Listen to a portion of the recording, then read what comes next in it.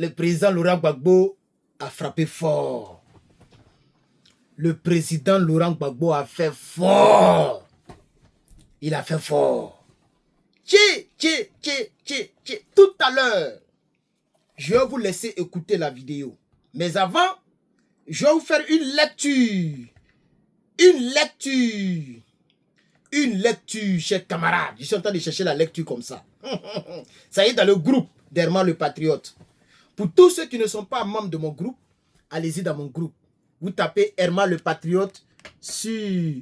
comment on appelle ça? Vous tapez Herman le Patriote sur...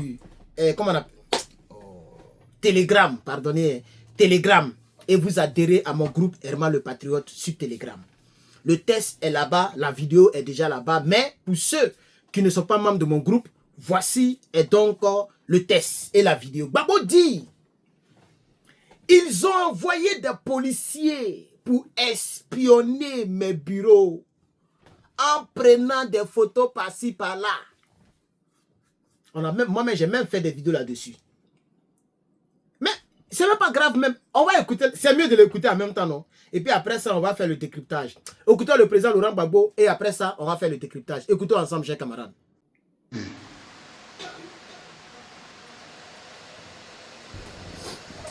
On prendrait les rues un jour. On prendrait les rues. Mais c'est pas quand ton adversaire t'attend dans la rue que tu y vas. Ouais. C'est pas quand il t'attend que tu vas le trouver. On le voit, il m'attend. C'est pas ce jour-là. Et puis, j'ai écouté un jour un rigolo l'a dit.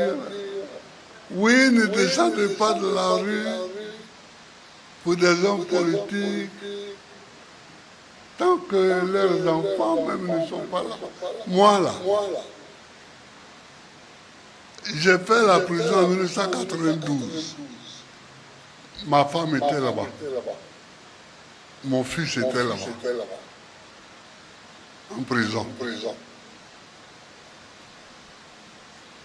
Et en ce moment-là,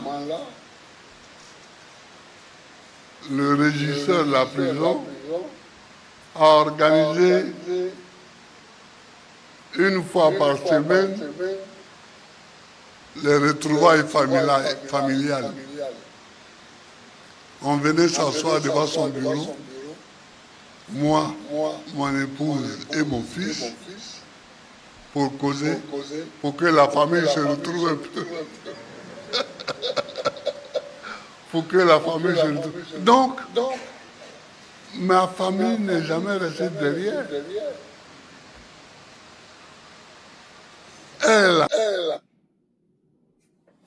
Alors, nous venons d'écouter, désolé pour la qualité. La qualité est propre, mais il y a des, comme c'était en direct, c'était un peu bloqué au plan de l'image, mais on a écouté à peu près ce que le président Laurent Gbagbo vient de dire.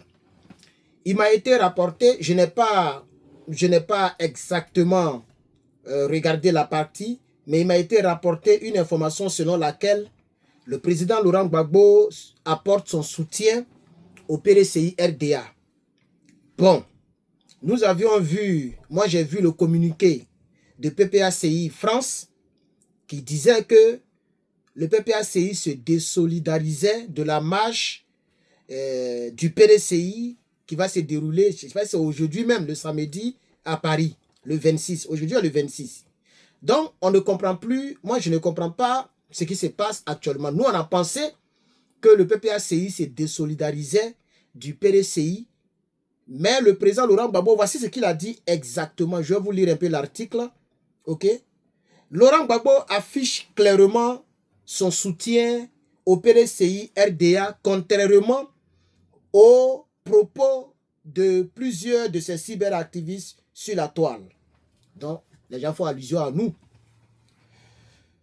Cette déclaration de soutien du président Laurent Gbagbo qui a été faite aujourd'hui, samedi 26 lors du comité central du PPACI par l'ancien président ivoirien est surprenante au vu des déclarations parfois tendues entre son parti, ses cyberactivistes, ses représentants, ses responsables et le PDCI. Donc, ça surprend les gens. C'est comme s'il est passé dans le dos. Nous tous, on est restés derrière. L'homme le plus gentil, il a commencé encore sa gentillesse là. Même si leurs rapports sont traditionnellement difficiles, le PDCI RDA peut désormais compter sur le soutien du PPACI et de son président en particulier, Laurent Gbagbo. Voici donc la déclaration mot pour mot. Ouvrez les guillemets. Nos amis du PDCI se disputent. Se disputent avec qui, le président? Il faut le dire. Bon, se disputent. Mais c'est leur problème interne.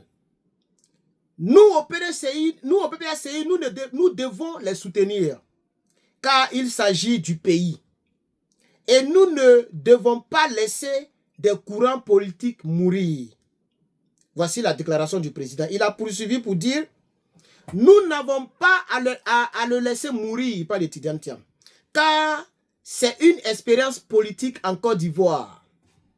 Il continue encore: nous allons leur apporter notre soutien sans rien attendre en retour. Car la conviction politique n'est pas un tronc. Voici ce que le président a déclaré. Monsieur le président Laurent Gbagbo, c'est comme ça vous avez fait lorsque Dramane Ouattara était malmené par Kona Bédié. Vous avez apporté votre soutien et vous voyez combien de fois les gens utilisent cela contre vous, monsieur le président. Toujours, les gens utilisent ça contre vous. On dit vous avez fait front républicain, vous avez soutenu Alassane Dramane Ouattara. Et c'était un problème de citoyenneté.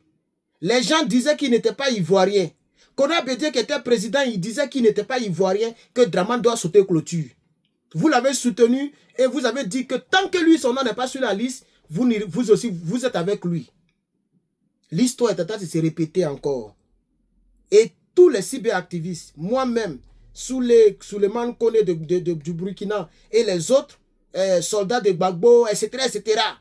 Même le frère Wilway qui vous a insulté ici, mais après qui est revenu à la raison. Nous tous, on était d'accord avec le communiqué de PPACI France et on a allumé le PDCI parce que quand votre nom a été enlevé et que lui, son nom était là, il ne vous a jamais apporté un soutien. Et je crois que c'est pour ça que vous avez dit que vous n'attendez rien d'eux. Vous n'attendez rien en retour, mais vous les soutenez quand même.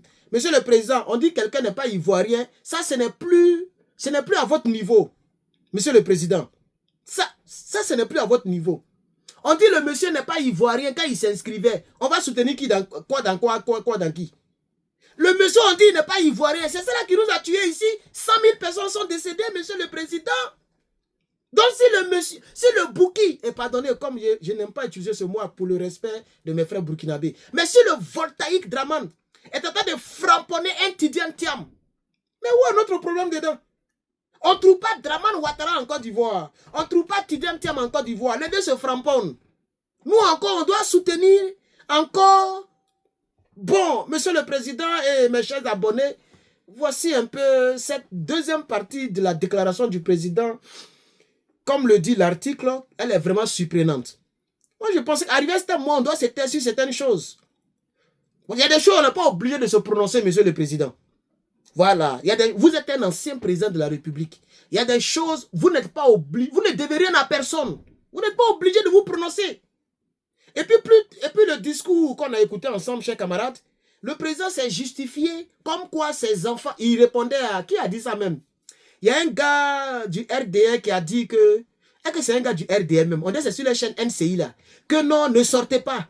Si vous sortez, vos enfants vont mourir cadeau. Eux là, les enfants ne sortent pas. Il s'est justifié, monsieur le président s'est justifié.